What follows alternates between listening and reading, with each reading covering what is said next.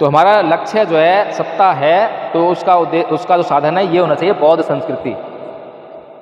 अगर भारत में बौद्ध संस्कृति का प्रचार प्रसार होगा तो फिर क्या होगा? क्या होगा? अभी बाहर मूर्ति लगी हुई है भगवान बुद्ध की, खतरे में है। पिछली बार भी आया था, रो रहे थे खतरे में है। खतरे में क्यों है? 10-20 लोग हैं और यहाँ इतना बड़ा गांव है? ये सारा गांव तो जो है हिंदू है और तुम मुट्ठी भर जो है बौद्ध हो, तो खतरे में इसलिए तो है। तो लड़ाई काहे की है?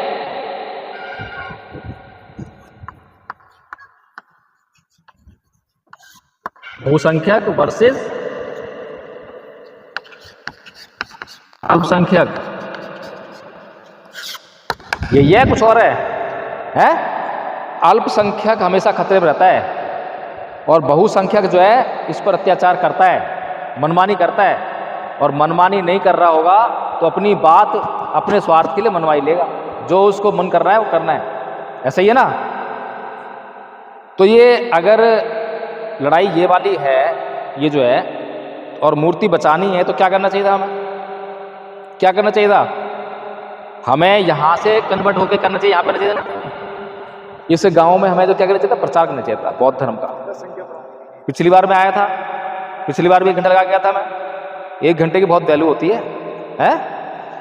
तो 1 घंटा सब आगे गया था, कोर्स भी देके गया था और मैंने कहा भी था कि लिंक से जुड़ जाना भाई, है ना।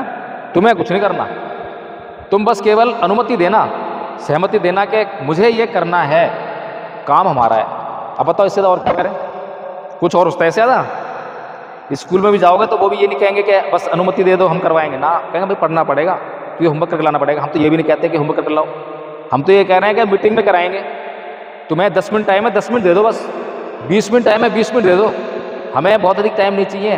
किसी का नुकसान हमारा कराना जो है हमारा मकसद नहीं है, किसी का कल्याण करना हमारा मकसद है। तो बताइए पिछले 1 साल से अगर ये मुहिम चली होती, पिछले 1 साल में हमने क्या करा? आपने तो बात मानी नहीं। हमने क्या करा?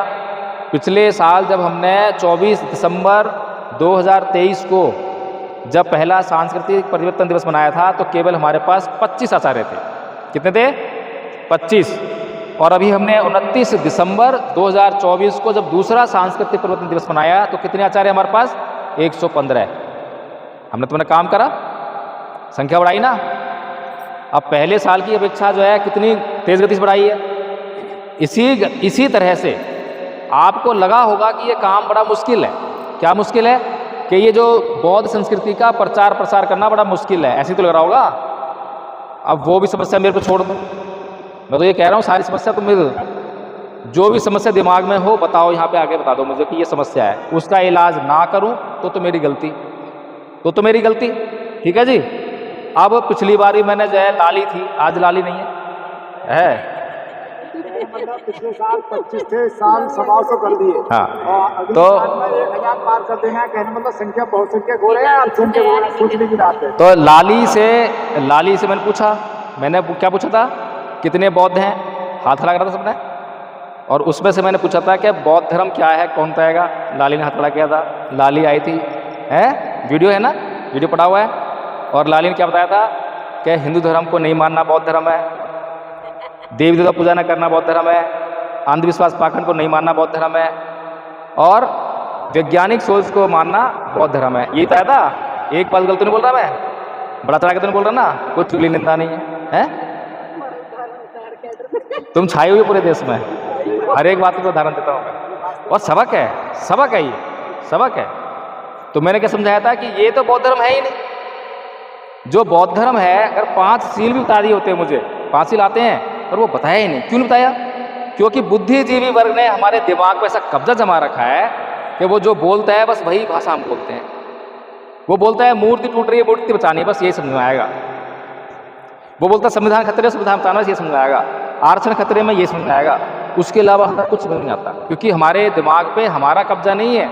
हमारे दिमाग पर उस वेंटिलेटर पे पड़े हुए बुद्धिजीवी वर्ग का कब्जा है, जो खुद वेंटिलेटर पे है, जिसके पास अपनी को सोच ही नहीं है, जिसके पास हमारे महापुरुषों की सोच, जो उन्होंने इतनी त्याग और समर्पण से, बलिदान से पैदा की, इतना मेहनत की, जो उन्होंने पैदा की, उस सोच का अंश भी नहीं है।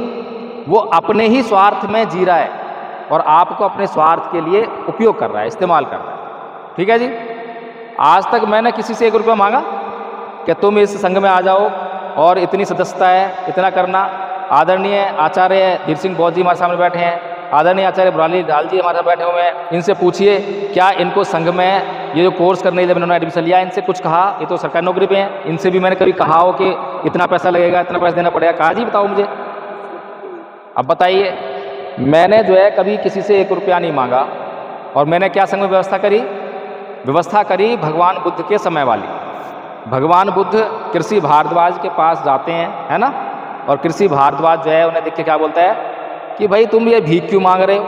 हैं, मैं हल जोतता हूँ, फसल उगाता हूँ, फसल काटता हूँ, फिर मैं खाता हूँ, तुम भी क्यों नहीं ऐसे करते? तो भगवान बुद्ध उससे क्या बोलते हैं कि भाई मैं भी ऐसे ही करता हूँ। तो भगवान समझाते हैं कि मैं कैसे करता हूँ। वो समझाने के बाद अज्ञ कृषि भारद्वाज जो है वो समझ गया। तो फिर क्या करता है वो उनको भोजन ऑफर करता है कि भगवान आज मेरे यहाँ भोजन करें। और भगवान बुद्ध क्या कहते हैं? नहीं, मैं देशना के बदले भोजन ग्रहण नहीं करता हूँ। सही बात है। ये जो काम ऐसा है इसमें प्रतिफल की आशा नहीं की कि मैं कुछ कर रहा हूँ तब करूँगा जब तुम मेरे को ये दोगे। नहीं, ये काम जो है बहुत ही धर्म का काम है ये ना। तो धर्म के काम में क्या है? मैं देशना उसको दूंगा जो पात्र है, जिसको जरूरत है। जिसको जरूरत है देशना दूंगा ही दूंगा, चाहे देने के लिए कुछ है नहीं है, से को फर्क नहीं पड़ता। और जब मुझे भोजन की पड़ेगी तो जो आदमी मुझे देख रहा है कि मैं भूखा हूँ उसे भोजन देना ही चाहिए। और जब मुझे भूखा देख के कोई भोजन देगा, वे देशना सुन के नहीं, मेरे को भूखा देख के जब कोई भोजन देगा तो मैं उसको भोजन ग्रहण करूँगा। तो इसलिए कृषि भारद्वाज, मैं आज तुम्हारा भोजन ग्रहण नहीं कर सकता, मैं कभी और तुम्हारा भोजन ग्रहण करूँगा। बताओ सही बात है गलत बात है? तो यही नियम जो संघ ने बनाया कि हम आपको कुछ भी सिखाएंगे उसके बदले 1 रुपया भी आपसे चार्ज नहीं करेंगे। हैं?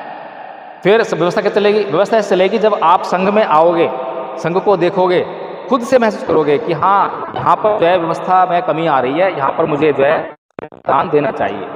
एडवोकेट जय भीम प्रकाश जी गाड़ी चल रहे हैं तो पेट्रोल लगेगा, टायर पंचर होगा, टायर फटेगा भी, तो इन्हें जरूरत पड़ेगी। तो जिसके पास जैसा सामर्थ्य है, किसी के पास कम है तो कम देगा, ज़्यादा है तो ज़्यादा देगा।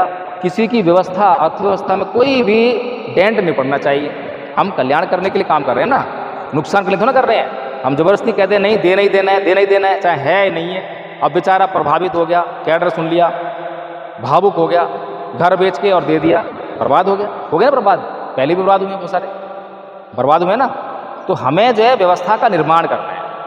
तो पिछले साल हम आए थे और पिछले साल हमने कुछ समझाया था कि भगवान बुद्ध के धम्म का प्रचार करना इस दुनिया का सबसे आसान काम है। अभी जो सत्ता प्राप्त करने के लिए कैडर चलते हैं ना, वो सबको समझ में आए ना आए। बहुत से लोग कहेंगे जातिवाद हो रहा है, हमारे लोग कहेंगे, है नहीं, हमारे लोग विरोध करेंगे।